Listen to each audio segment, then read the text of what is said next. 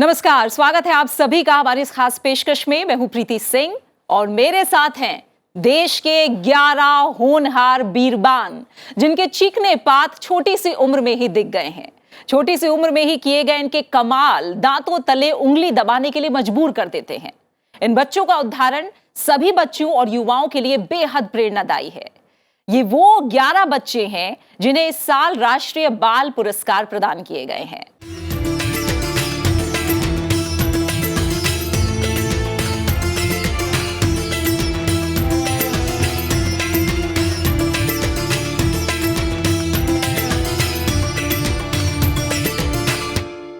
इन बच्चों को उनकी असाधारण उपलब्धियों के लिए यह पुरस्कार दिया गया है। राष्ट्रपति द्रौपदी मुर्मू के हाथों इन 11 बच्चों को प्रधानमंत्री राष्ट्रीय बाल पुरस्कार से सम्मानित किया गया। प्रधानमंत्री नरेंद्र मोदी ने भी पुरस्कार से सम्मानित बच्चों से बातचीत की। ये पुरस्कार आपको बता दें 5 से 18 साल की उम्र के बच्चों को 6 अलग अलग कैटेगरी में दिए जाते हैं। इस साल प्रधानमंत्री राष्ट्रीय बाल पुरस्कार के लिए देश के अलग अलग राज्यों से कला और संस्कृति में 4, वीरता के लिए 1, इनोवेशन के लिए 2, समाज सेवा के लिए 1 और खेल के लिए 3 पुरस्कार दिए गए हैं। आइए इन 11 असाधारण बच्चों के अद्भुत कारनामों के बारे में आपको बताते हैं। सबसे पहले मिलिए अपनी जान पर खेलकर डूबती महिला को बचा लाने वाले महाराष्ट्र के 15 साल के रोहन रामचंद्र बहिर से। यही नहीं, रोहन को बहादुरी के प्रदर्शन पर इनाम में जो राशि मिली वो भी उन्होंने गांव के गणपति विसर्जन के लिए दान कर दी। और आगे हम आपको मिलवाएंगे जन्म से बोन डिसऑर्डर से प्रभावित 16 साल के केरल के आदित्य सुरेश से, जिन्होंने अपना सिंगिंग पैशन फॉलो करने के लिए किसी भी चुनौती से हार नहीं मानी और सिंगर बने। आदित्य सुरेश कई टीवी चैनलों से लेकर 500 से ज्यादा इवेंट्स में परफॉर्म कर चुके हैं। आइए तीसरे होनहार बीरबान से मिलते हैं। अनुष्का जॉली हमारे साथ मौजूद हैं, जिन्होंने बुलिंग के खिलाफ बनाई ऐप। इसके जरिए बुलिंग का शिकार हुए स्टूडेंट्स को पिछले 4 साल से मेंटल हेल्थ काउंसलिंग दी जा रही है।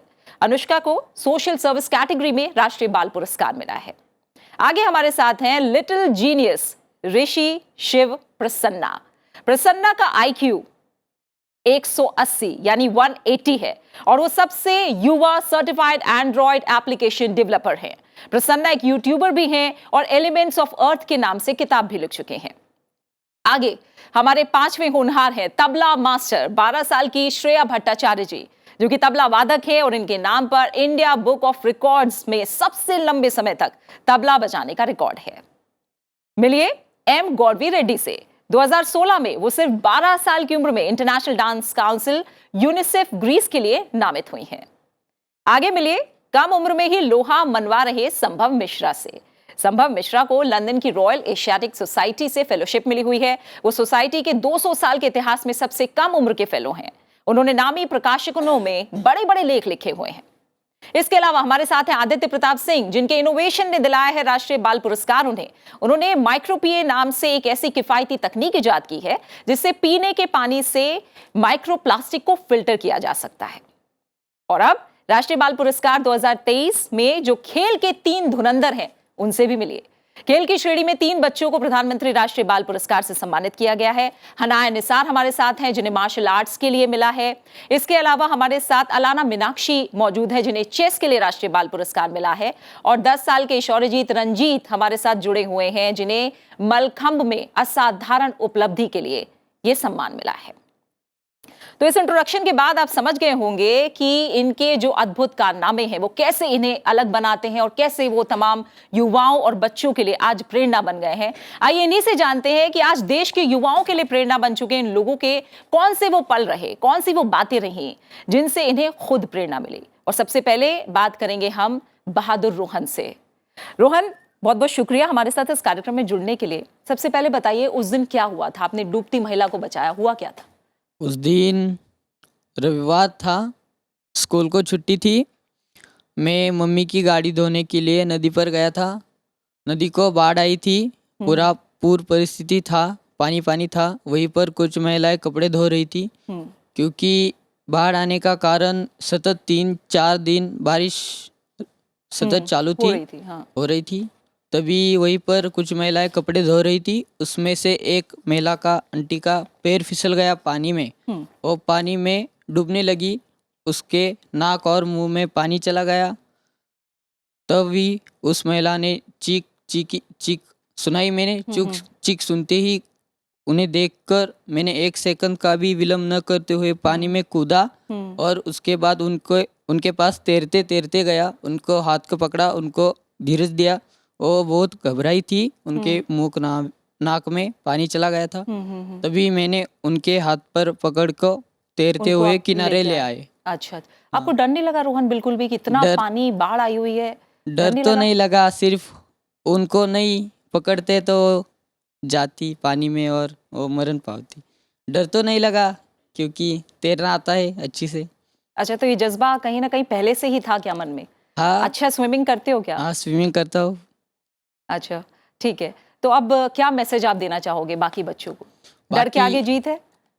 हाँ, डर के आगे जीते कंफर्म है। बाकी बच्चों को तो यही करना है, आगे का मुश्किल में है और तकलीफ में है तो हमें उसकी मदद करनी चाहिए कोई भी तरीके से। और सभी बच्चों को माँ बाप के संस्कार होते हैं कुछ बिल्कुल। तो बचपन से उसका फल मिलता है आगे। बिल्कुल, थैंक बहुत यू। अच्छी बात, बहुत अच्छी बात रोहन आपने कही कि जो संस्कार होते हैं उनका फल मिलता है और जो हिम्मत है वो सही समय पर दिखाना बहुत ज़रूरी है, जैसे आपने किया और उस महिला की आपने जान बचाई। बिल्कुल रोहन, मैं आगे आपसे बात करूंगी।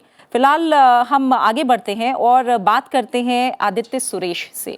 आपको बता दें कि जो आदित्य सुरेश हैं वो एक डिसऑर्डर से जन्म से पीड़ित हैं और उनसे अगर हम बात करें तो उन्हें राष्ट्रीय बाल पुरस्कार से नवाजा गया। डिसऑर्डर जो था वो जन्म से ही डायग्नोस हुआ, इसके बावजूद उन्होंने हार नहीं मानी और आपको बता दें कि अपना पैशन उन्होंने जबरदस्त तरीके से फॉलो किया। सिंगर बने, वो टीवी चैनलों से लेकर 500 से ज्यादा इवेंट्स में आज के टाइम पे परफॉर्म कर चुके हैं। आदित्य हमारे साथ मौजूद हैं।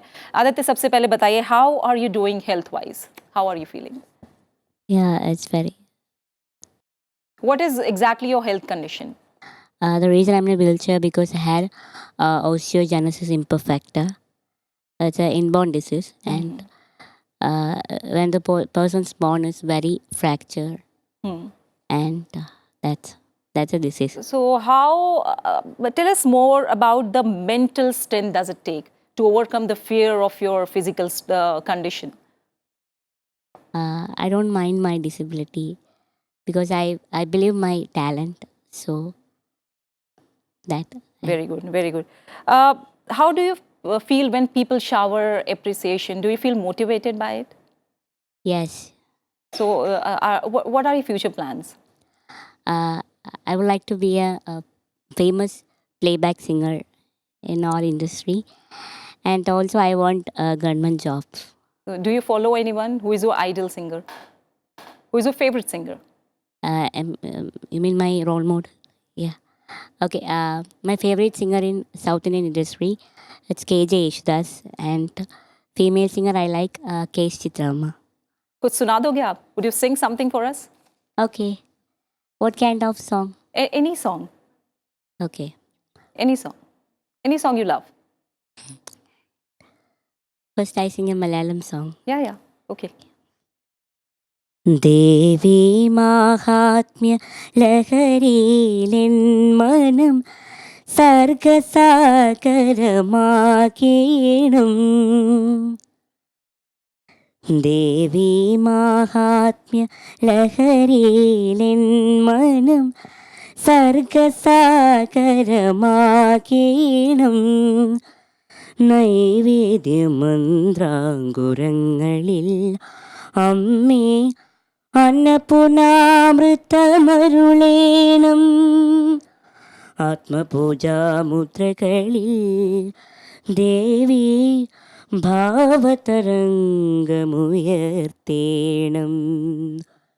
ബ്രഹ്മകമലം ശ്രീലകമാക്കിയ നാദബ്രഹ്മസുധാമയേ വീണാധരീ ശാതോത്തരീ പാഹി മാം പരിപാഹി മാം.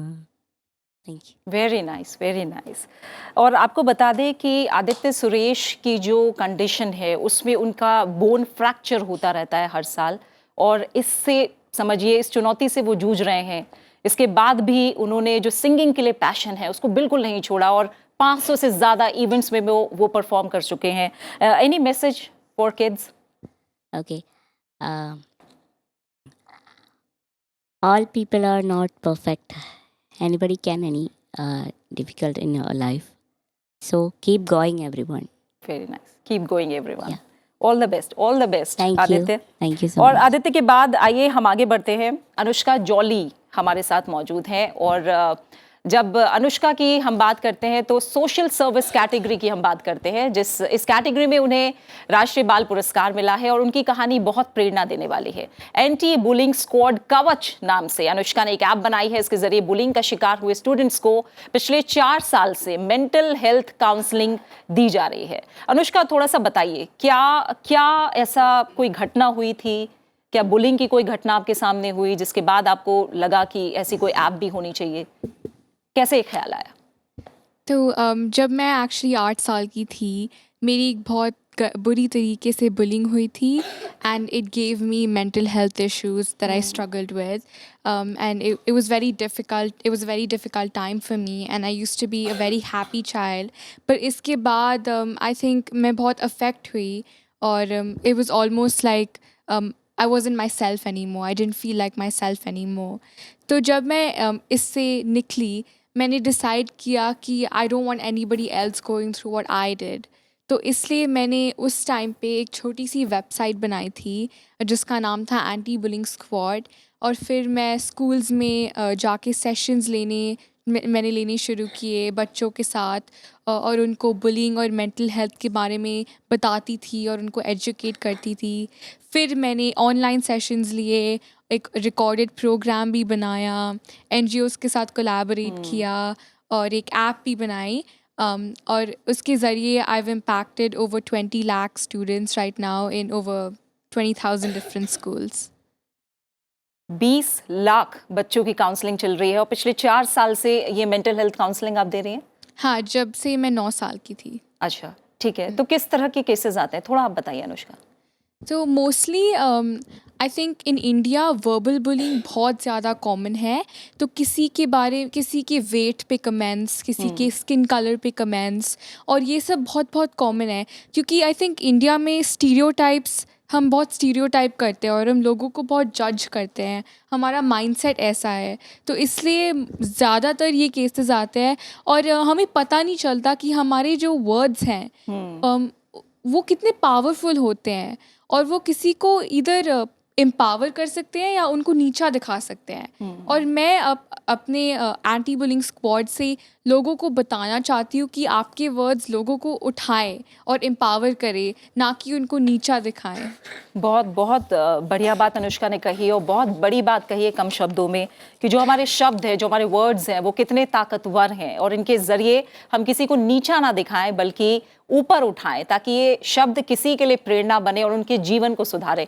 बहुत बहुत शुक्रिया अनुष्का हमसे बात करने के लिए.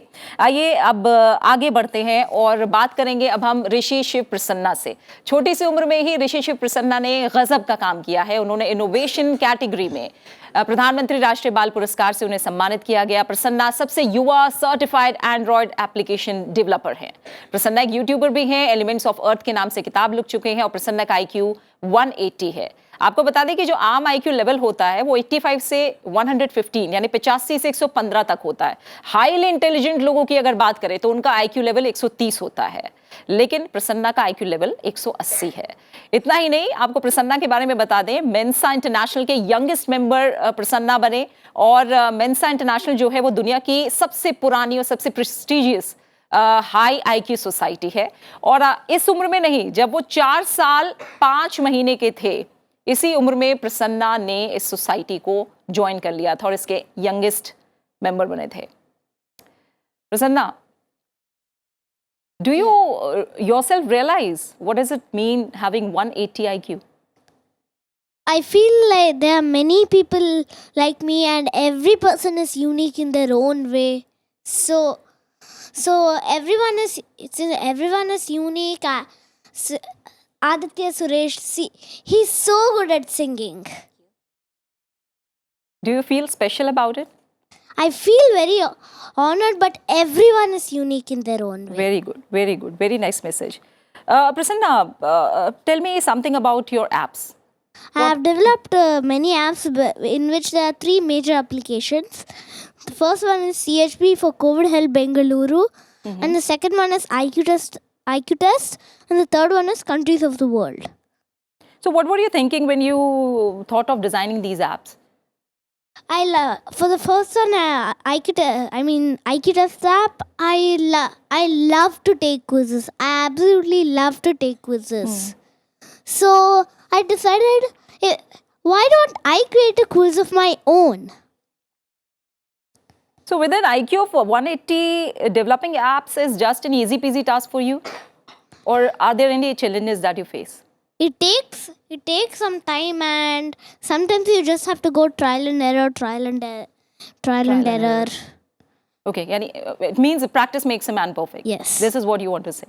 Okay. Prasanna, what is your message to the generation of your age?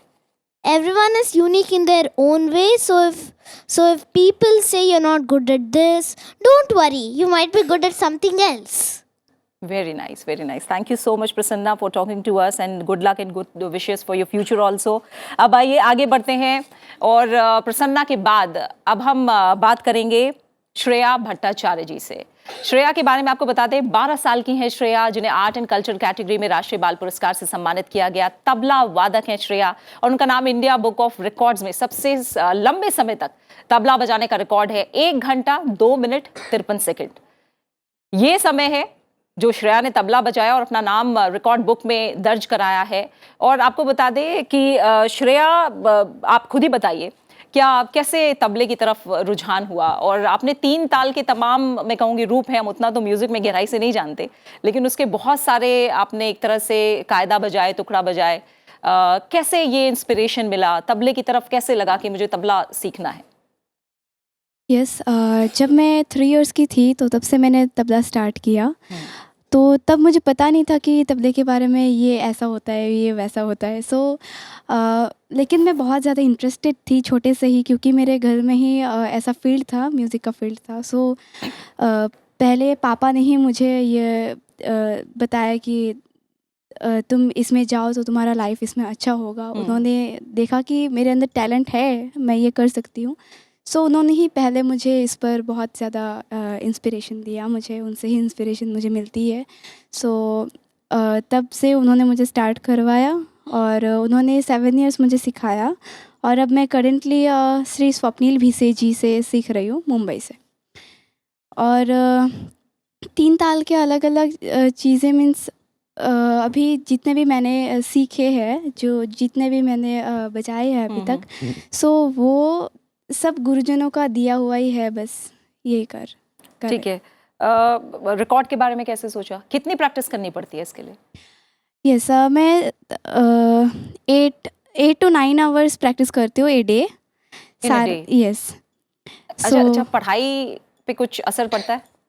नहीं, पढ़ाई पे इतना ज़्यादा असर नहीं करता है, लेकिन थोड़ा टाइम मैनेजमेंट बहुत प्रॉब्लम होता है, जैसे स्कूल का टाइम, फिर पढ़ाई का, फिर तबला का, और घर में ये सब मैनेज करना पड़ता है। मैं मैनेज कर लेती हूँ, because I am used to it.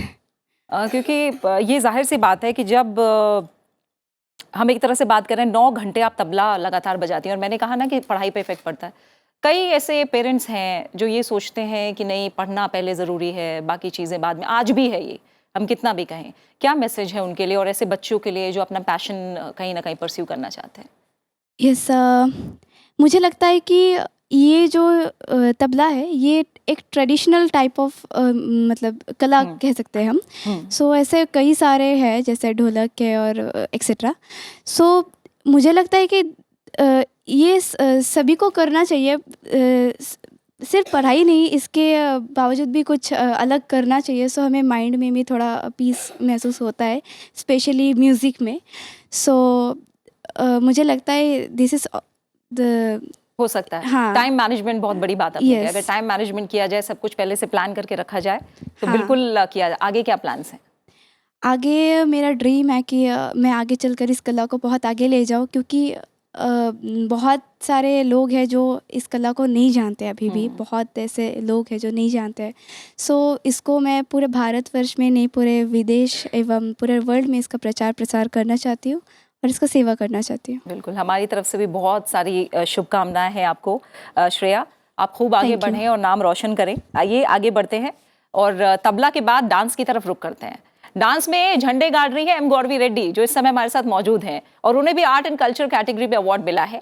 2016 में वो सिर्फ 12 साल की उम्र में ही international dance council UNICEF Greece के लिए नामित हुई थी। तो गौरवी रेड्डी, क्या मुझे बताइए थोड़ा सा, ये कितना बड़ा पल आपके लिए रहा 12 साल की उम्र में ही कहीं ना कहीं इंटरनेशनल डांस काउंसिल के लिए नामित होना? कैसे कैसे ये उपलब्धि हासिल हुई, कितनी मेहनत लगी? मेहनत तो बहुत था, सब मम्मी के वजह से हुआ है और I had to work hard. जब मैं उधर गई थी, मुंबई में हुआ था, और I got to see many more dance forms, not just Indian और classical but all around the world. I got to see different types of dances and it was really mesmerizing and nice to see that. बिल्कुल। अब आगे आपके क्या plan है गौरवी? अभी हमें श्रेया ने बताया कि 9-9 घंटा उन्होंने तबला का प्रैक्टिस किया। डांस के लिए कितनी प्रैक्टिस की जरूरत पड़ती है आपको? मैं हर रोज़ 3 4 घंटे करती थी, और अब जब भी टाइम मिलता है मैं जस्ट नाचती हूँ। बिल्कुल। और कहा भी जाता है कि जब कला की बात करते हैं या किसी भी चीज़ में आपका पैशन रहे, वो कला में हो या फिर किसी और क्षेत्र में रहे, खेल में हो या कोई और क्षेत्र हो, कहा जाता है साधना करनी पड़ती है। ऐसा है क्या? उस चीज़ को कहीं ना कहीं भगवान मान के, इष्ट मान के पूजा करनी पड़ती है। किस तरह का मैसेज आप देना चाहोगे? क्योंकि आजकल के जो युवा हैं वो कहीं बहुत सारे ऐसे युवा हैं जो थोड़ा बहुत कंफ्यूज रहते हैं, हमें करना क्या है? इंटरेस्ट है वो 2 जगह है, 4 जगह है, कैसे परस्यू करें? आपका क्या मैसेज है युवाओं के लिए? अगर इंटरेस्ट डिफरेंट टाइप्स में है और पता नहीं चल रहा है कि किस में क्या करना है, तो मैं क्या कहती हूँ कि जस्ट थिंक अबाउट इट, सारे ट्राई कर लो और जो भी आपको पसंद आता है वो कर लो, जो ज़्यादा पसंद आता हाँ। है, बिल्कुल उसमें और मेहनत के साथ आगे बढ़ो। बहुत बहुत शुक्रिया आपका गौरवी। आइए आगे हम बढ़ें और कम उम्र में जो लोहा मनवा चुके हैं उनकी हम बात करते हैं। संभव मिश्रा हमारे साथ मौजूद हैं। आर्ट एंड कल्चरल कैटेगरी में ही संभव मिश्रा को राष्ट्रीय बाल पुरस्कार दिया गया है। नामी प्रकाशनों में बड़े बड़े लेख उन्होंने लिखे हैं और उनको लंदन की रॉयल एशियाटिक सोसाइटी से फेलोशिप मिली हुई है और सोसाइटी के 200 साल के इतिहास में सबसे कम उम्र के फेलो हैं संभव, थोड़ा बताइए कैसे इस शौक के बारे में आपको पता लगा, कैसे किस तरह के लेख लिखते हैं आप? मैं जब छोटा था तभी से मुझे लिखना अच्छा लगता था और जब कोविड हुआ तो मुझे थोड़ा टाइम मिला कुछ लिख के पब्लिश करने के लिए और मैंने कुछ बुक्स लिखे और उसे पब्लिश किए और मुझे थोड़ा रिकॉग्निशन भी मिला उस पीरियड में। तो तभी मुझे लगा कि लिखना ही लंदन की रॉयल एशियाटिक सोसाइटी से फेलोशिप और 200 साल के इतिहास में सबसे कम उम्र के फेलो, कैसा फील होता है? एक्चुअली हमारे इंडिया से रविंद्रनाथ टैगोर फर्स्ट फेलो थे उस सोसाइटी के, तो it's an honour, it's like a dream. तो कितने लेख लिख चुके हैं आप अब तक? अभी तक मैंने 4 बुक्स लिख चुके हैं और अराउंड 150 प्लस आर्टिकल्स पब्लिश कर चुके हैं। बिल्कुल। और आपको जाहिर तौर पर इसके लिए सिर्फ देश में ही नहीं बल्कि इंटरनेशनली, अंतर्राष्ट्रीय तौर पर भी काफ़ी सराहना मिलती रही होगी संभव। मुझे थोड़ा सा बताइए, आप जो जिन लेख के बारे में आप बता रहे हैं, थोड़ा बताइए आगे आपके क्या प्लान्स हैं और आपका क्या मैसेज है? एक्चुअली लिखना मेरा पैशन है, लेकिन मैं रिसर्च भी करता हूँ, उसके साथ स्टैम्प कलेक्शन करता हूँ, मैं सिंगर भी हूँ और मुझे सब करना अच्छा लगता है। तो सिंगर है तो फिर तो कुछ सुनाना पड़ेगा, कुछ सुनाइए 2 लाइन। गणतंत्र दिवस का मौका है। I will chant some mantras of Vedas. बिल्कुल बिल्कुल। ऊर्ध्वमूलमधः शाखम् अश्वत्थं प्राहुरव्ययम् छन्दांसि यस्य पर्णानि यस्तं वेद स वेदवित् अधश्चोर्ध्वं प्रसृतास्तस्य शाखाः गुणः प्रवृद्धा विषयं प्रबालाः अधस्य मूलान्यनुसन्ततानि कर्मानुबन्धीनि मनुष्यलोके न रूपमस्येह तथोपलाभ्यते नान्तो न चादिर्न च सम्प्रतिष्ठा। बहुत अच्छा, बहुत अच्छा। यानी संभव ने दिखा दिया कि मल्टी टैलेंटेड होना किसे कहते हैं। लेख तो लिख ही रहे हैं, सबसे कम उम्र के सोसाइटी के फेलो तो हैं ही, साथ ही इतना खूबसूरत वो गाते भी हैं। बहुत बहुत शुक्रिया संभव, आपको भी हमारी शुभकामनाएं। आइए अब थोड़ा सा आगे बढ़ते हैं, इनोवेशन कैटेगरी की तरफ बढ़ते हैं। आदित्य प्रताप सिंह से बात करेंगे, जिन्हें राष्ट्रीय बाल पुरस्कार 2023 मिला है। माइक्रो पीए नाम से एक ऐसी किफायती तकनीक इन्होंने इजाद की है जिससे पीने के पानी से माइक्रो प्लास्टिक को फिल्टर किया जा सकता है। आदित्य, क्या लगा कि हम जानते हैं पोल्यूशन इतना ज्यादा है, वाटर पोल्यूशन के बारे में भी हम जानते हैं, और खासकर प्लास्टिक किस तरह से जहर बनता जा रहा है, ये हम सब पहचान रहे हैं। आपको ये कैसे रियलाइज हुआ कि मुझे इस दिशा में काम करना है? जी, तो मेरा ये ग्रेड 10th की बात है, जब मैं क्लास 10 में था, तो मेरा एक इंटरेस्ट जागा था रिसर्च की तरफ कि मुझे एक रिसर्च परस्यू करना है। और एक मोटिव था कि ये रिसर्च इस फील्ड में हो या एक ऐसी स्टडी हो जो कि एक्चुअली हेल्पफुल हो सके, something that can create an impact. तो एक रिसर्च आर्टिकल पढ़ते हुए मुझे माइक्रोप्लास्टिक्स के बारे में तब पता चला कि कैसे माइक्रोप्लास्टिक्स कितने छोटे साइज़ के होते हैं, वाटर ट्रीटमेंट प्लांट्स में आइडेंटिफाई नहीं हो पाते हैं, फिल्टर नहीं हो पाते हैं, और टैप वाटर में काफ़ी हाई अमाउंट में आजकल पाए जाने लगे हैं। तो टैप वाटर बहुत सारी जगहों में, भारत के तो कई सारे घरों में पीने के लिए इस्तेमाल होता है। तो कैसे ये माइक्रोप्लास्टिक्स हमारे शरीर में जाते हैं पीने के पानी के थ्रू, और बस वहीं से मुझे ये मोटिवेशन मिला कि मैं इस क्षेत्र में काम करूं। ठीक है। आदित्य, जब इसके बारे में आप बता रहे हो, जाहिर तौर पे जब आप टेक्नोलॉजी के क्षेत्र में हम बात करते हैं, तो आगे आपने कुछ और भी सोचा? अभी कुछ काम चल भी रहा है क्या किसी और टेक्निक पे? मैं ये कहूँगा कि मेरा इंटरेस्ट, ये पर्टिकुलर प्रोजेक्ट मेरे लिए काफ़ी इंस्पायरिंग था और मैंने कई सारी स्किल्स इससे सीखी।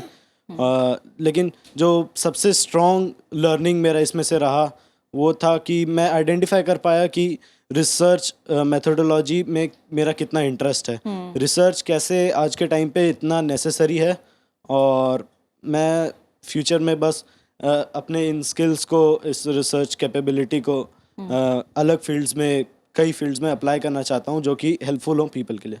ठीक है, थोड़ा सपोर्ट के बारे में बताइए, क्योंकि जाहिर तौर पे जब रिसर्च की बात करते हैं बहुत सारा सपोर्ट चाहिए होता है। राइट। हाँ। बिना सपोर्ट के एक रिसर्च प्रोजेक्ट बिल्कुल कंडक्ट नहीं हो सकता। कैसे रहा सब? तो फर्स्ट ऑफ ऑल मैं बहुत ज़्यादा थैंक्स बोलूँगा अपने मेरे पार्टनर को, जो मेरा क्लासमेट भी था, जिसने बहुत ज़्यादा मदद करी इस प्रोजेक्ट में, तेजस शर्मा। ऑल्सो फिर मेरे मेंटोर सुशील पांडे और मेरे स्कूल के प्रिंसिपल सर भी, ये दोनों का काफ़ी ज़्यादा सपोर्ट था हर स्टेप में। एक्सपेरिमेंट्स स्टेज सेटअप करने में, एक्सपेरिमेंट्स स्ट्रक्चर करने में मेरे प्रिंसिपल सर का सपोर्ट था, लैब इंफ्रास्ट्रक्चर देने में, और इनके सपोर्ट से ही मैं हर ऑब्स्टिकल को पार करता गया और आगे बढ़ता गया। साथ ही साथ मेरे पेरेंट्स का आशीर्वाद और सपोर्ट हमेशा मेरे साथ रहा है। आपका क्या मैसेज है युवाओं के लिए? वेल, मेरा मैसेज ये है कि जैसा कि मैंने कहा, मुझे ये रिसर्च की फील्ड काफ़ी इंटरेस्टिंग लगी, बट आज के टाइम पे हम देखें तो रिसर्च को उतना ज़्यादा वैल्यू नहीं दिया जाता है। नहीं दिया जाता है। हर सेक्टर में रिसर्च को लेकर काफ़ी बात चल रही है, काफ़ी फंड भी दिया जा रहा है। ये ज़रूर है कि आपके जैसे लोग जब आगे आएंगे तो और ज़्यादा लोगों का इंटरेस्ट और जागेगा, लेकिन रिसर्च की जो ज़रूरत है उसको हम कहीं ना कहीं रियलाइज़ तो करते ही हैं कि हर सेक्टर में रिसर्च की ज़रूरत है। रिसर्च रियलाइज़ होता है, बट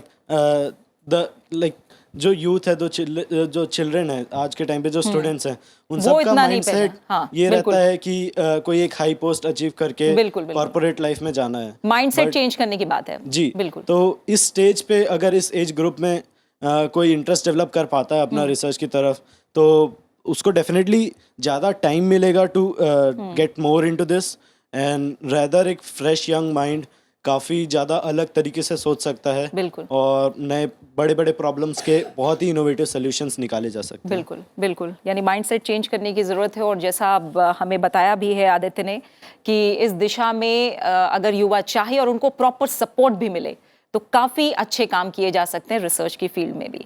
आइए अब थोड़ा सा और आगे बढ़ते हैं और अब ज़रा खिलाड़ियों से बात करते हैं। हमारे साथ हनाया निसार मौजूद हैं। पिछले 7 साल से SQAY मार्शल आर्ट खिलाड़ी हैं वो। 12 साल की छोटी सी उम्र में चेंगजू दक्षिण कोरिया में तीसरे विश्व SQAY मार्शल आर्ट चैंपियनशिप में उन्होंने भारत का प्रतिनिधित्व किया, स्वर्ण पदक जीता। खेल के क्षेत्र में इन्हें राष्ट्रीय बाल पुरस्कार मिला है। हनाया से IAS के बारे में जानते हैं। हनाया, जब मार्शल आर्ट की बात होती है तो हम देखते हैं इस तरह की उपलब्धि इतनी कम उम्र में बहुत कम देखने को मिलती है। क्या क्या इंस्पिरेशन रही, कैसे पता लगा कि मुझे मार्शल आर्ट्स में ही जाना है? तो एक्चुअली स्टार्ट हुआ था जब मैं क्लास 4th में थी। जो मेरी कोच है सलमा रशीद मैम, तो वो हमारे स्कूल आई थी एज अ फिजिकल टीचर। तो जब हम पहले गेम्स का नाम सुनते थे तो ऐसे फ़न लगता था कि अब गेम्स क्लास में जाना है, विल हैव फन, अपनी मर्जी से जो खेलेंगे, शोर मचाएंगे। लेकिन जब से मैम स्कूल आई तो उन्हें पंचिंग क्लासेस, किकिंग क्लासेस शुरू कर दी, तो डिसिप्लिन आ गया उसे क्लास में भी। तो पहले पहले बोर होने लग गए। उसके बाद आई गेस 2-3 मंथ्स के बाद एक कैंप ऐसे करके आया कि कैंप पे जाना है, सीनियर्स को जाना है। तो I fighted in the class with my class teacher कि हम क्यों नहीं जाएंगे, हम भी तो जा सकते हैं मैम, हम ख्याल रख लेंगे। तो वो बोलते थे नहीं, आप लोग 4th में हो, 4th के बच्चे अलाउड ही नहीं है।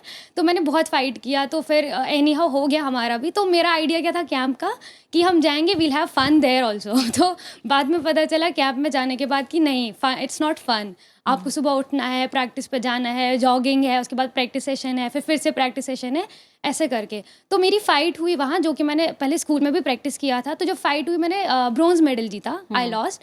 तो वो हार मेरे लिए बहुत डिफ़िकल्ट रही, आई डोंट नो व्हाई। या तो मेरे में ये पहले ही था कि मैं हार को एक्सेप्ट ही नहीं कर पाई। तो वहाँ से मुझे ऐसा लगा कि अगर मैं प्रैक्टिस करूँगी और स्पोर्ट्स में आगे जाऊँगी तो शायद मैं गोल्ड मेडल जीतूँगी। बेसिकली वहीं से आया, अदरवाइज़ मुझे कभी पहले था नहीं, क्योंकि हम यूजुअली क्रिकेट, फुटबॉल या तो बाकी कोई गेम सुनते हैं, मार्शल आर्ट बहुत कम सुना जाता था। बिल्कुल।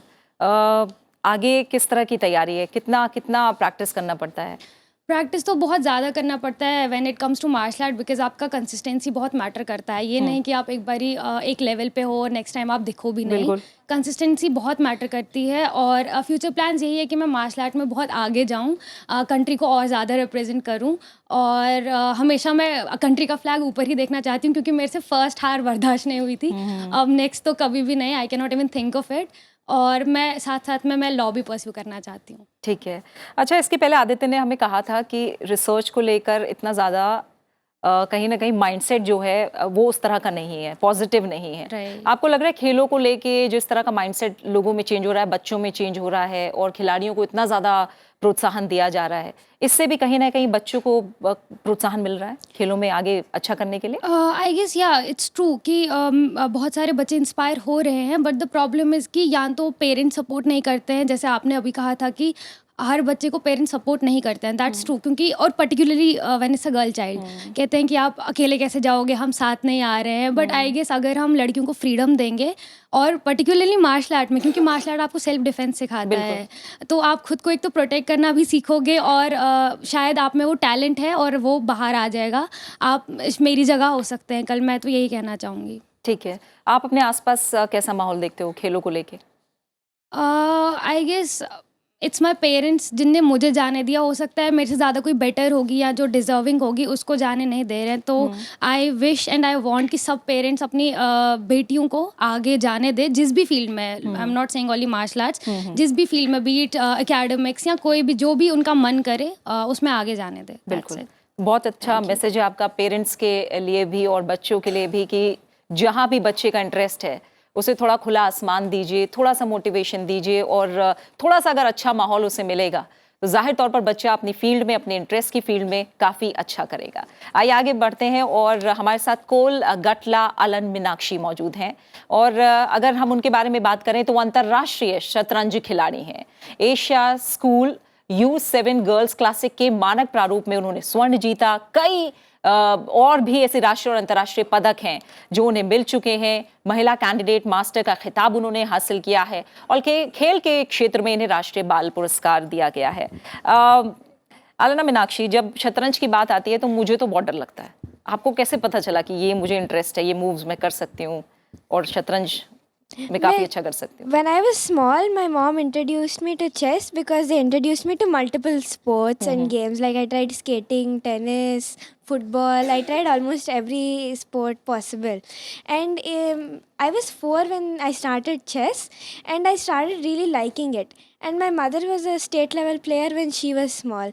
So my aim was to win with her. And when I did, I asked that I wanted to continue chess and wanted a coach. So when the coach came, he said I have lot of talent and that I should definitely continue and pursue chess. So that's when my journey started. अच्छा, अभी chess को लेकर मीनाक्षी क्या है, उस तरह का environment मिल रहा है जो जिस तरह का कहीं ना कहीं मैं कहूँ कि सपोर्ट मिलना चाहिए, वो मिल रहा है चेस को लेकर फिलहाल देश में? Chess, it's quite supportive from my parents and All India Chess Federation. But one thing I really wish is that there are more chess players who are women at a very high level. Like there are a lot of women chess players out there, but there are quite less when it comes to open tournaments and categories. Like the ratio is almost out of 100 men only, like out of 100 players, only 20 will be women and almost 80 are men. So that's the ratio in usual tournaments. So I wish there were more women ज़्यादा chess से players ज़्यादा out जो there. Girls हैं, जो women हैं, वो आगे आए शतरंज खेलने के लिए भी। आपका जो मैसेज है वो भी क्लियर कहीं ना कहीं मीनाक्षी हो गया है। कितना घंटा आपकी प्रैक्टिस होती है, कितना समय देते हो आप? 8 to 12 hours a day. 8 to 12 hours a day. बिल्कुल, इसीलिए कहा जाता है कि साधना की ज़रूरत होती है अगर आपको किसी भी क्षेत्र में महारत हासिल करना है। और यही मैसेज कहीं ना कहीं जब इन बच्चों से बात कर रहे हैं पता चल रहा है। 9 घंटे, 10 घंटे, 4 घंटे, 12 घंटे, इस तरह की साधना कहीं ना कहीं की जा रही है हर एक क्षेत्र में, और उसके बाद इस तरह के होनहार निकल कर आ रहे हैं। आइए अब आगे बढ़ते हैं, और आगे हमारे साथ जो मौजूद हैं शौर्यजीत रणजीत कुमार खेरे। आपको बता दें कि यहाँ मौजूद 11 बच्चों में सबसे ज़्यादा चंचल हैं शौर्यजीत, और शुरुआत से वो इंतज़ार कर रहे हैं कि कब उनकी बारी आएगी, और अब उनका नंबर आ गया है। शौर्यजीत, अब अच्छा लग रहा है? Yes yes. शौर्यजीत के बारे में बता दें आपको, 10 साल के हैं, मास्टर शौर्यजीत, और राष्ट्रीय स्तर के मलखंब खिलाड़ी हैं। गुजरात में आयोजित राष्ट्रीय खेलों में जो 2022 में आयोजित हुए स्टैंडिंग पोल ओपन वर्ग में कांस्य पदक उन्होंने जीता, और ये समस्त खेलों में सबसे कम उम्र के पदक विजेता बने। चलो बताओ आप शौर्यजीत, कैसे मलखंब की तरफ कैसे हुआ? घर में कोई खेलता था? एक्चुअली एक बार मेरे पापा ने मलखाम खेल सुना, फिर उन्होंने बहुत सारी रिसर्च की मलखाम क्या होता है, कैसे खेलते हैं।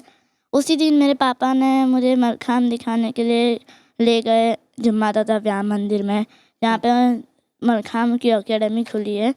दिखा रहे थे कि कैसे मलखाम खेलते हैं, मलखाम क्या होता है। देखने से इंटरेस्ट आ गया कि मैं सोचने लगा वाह मैं इसमें ही आगे बढ़ूँगा।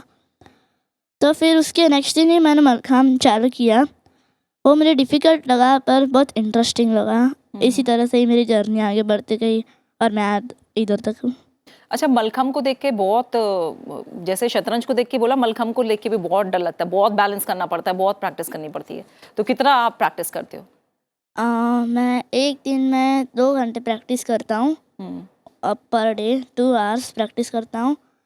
और डर तो लगता है पर डर को निकालना पड़ता है और करना पड़ता है। हाँ, ठीक है। तो आगे आप क्या देखते हो? आपको मलखंब में ही आगे जाना है, करियर ऑप्शन बनाना है, आगे क्या फ्यूचर में क्या देखते हो आप, भविष्य में क्या चाहते हो? मेरे फ्यूचर प्लान्स है कि मैं मेरे पापा का सपना पूरा करूँ, मेरे पापा के सपने से बियॉन्ड जाऊँ और वर्ल्ड चैम्पियनशिप में गोल्ड मेडलिस्ट बनूँ। ठीक है, चलो हमारी भी बहुत सारी शुभकामनाएं हैं आपके साथ कि आप जागे अच्छा करो और गोल्ड मेडल जीतो। तमाम जो अंतर्राष्ट्रीय स्तर पर भी मलखंब को लेकर कहीं ना कहीं आयोजन हो, उसमें भी आप अच्छा करो। और कुछ बोलना चाहोगे अपने एज के बच्चों के लिए? कोई मैसेज है आपका? मैं तो सिर्फ एक ही मैसेज देना चाहूँगा, आप जो स्पोर्ट्स खेल रहे हो, जिस स्पोर्ट्स में टैलेंटेड हो, उस टैलेंटेड स्पोर्ट्स में और टैलेंट बनो और अपने मम्मी पापा का नाम रोशन करो। Never give up on your dreams. बिल्कुल, बहुत अच्छा मैसेज है आपकी तरफ से। और शौर्यजीत, आपके लिए भी हमारी बहुत बहुत शुभकामनाएं मौजूद हैं। और फिलहाल अब विदा लेने का वक्त हो गया है क्योंकि समय बहुत कम बचा हुआ है, लेकिन गणतंत्र दिवस का मौका है और ये जो सभी बच्चे हैं इन्होंने कहीं ना कहीं पूरे देश को इन बच्चों पर गर्व करने का मौका दिया है। और आदित्य सुरेश, हम आखिर में चाहेंगे कि आप फिर से कुछ गुनगुनाएं। रिपब्लिक डे का मौका है, कुछ सुनाइए। Okay, I can sing Vande Mataram. Vande Mataram Vande Mataram सुजलां सुफलां मलयज शीतलां सस्यश्यामलां मातरं वन्दे मातरम् शुभ्रज्योत्स्न पुलकितयामिनी भुल्लकुसुमित द्रुमतलशोभिनी सुहासिनी सुमधुरभाषिणी सुखदां वरदां मातरं वन्दे मातरम् वन्दे मातरम् वन्दे मातरम् वन्दे मातरम् वन्दे मातरम्। बहुत सुंदर, वंदे मातरम। और आप सभी को गणतंत्र दिवस की हमारी तरफ से शुभकामनाएं, संसद टीवी की तरफ से शुभकामनाएं। और किसी भी देश के बच्चे ही उस देश की नींव और भविष्य होते हैं, और आपने देखा कि इन बच्चों के विचारों और कारनामों ने ये बता दिया है कि देश की नींव बेहद मजबूत है और भविष्य उज्जवल है, क्योंकि ये और इन जैसे लाखों बच्चे देश की उन्नति, प्रगति और सम्मान और गौरव को आगे लेकर जाने में अपना अपना अहम किरदार, अहम रोल अदा कर रहे हैं। और हमें अपने नन्हे योद्धाओं पर बेहद गर्व है, बेहद फक्र है। नमस्कार।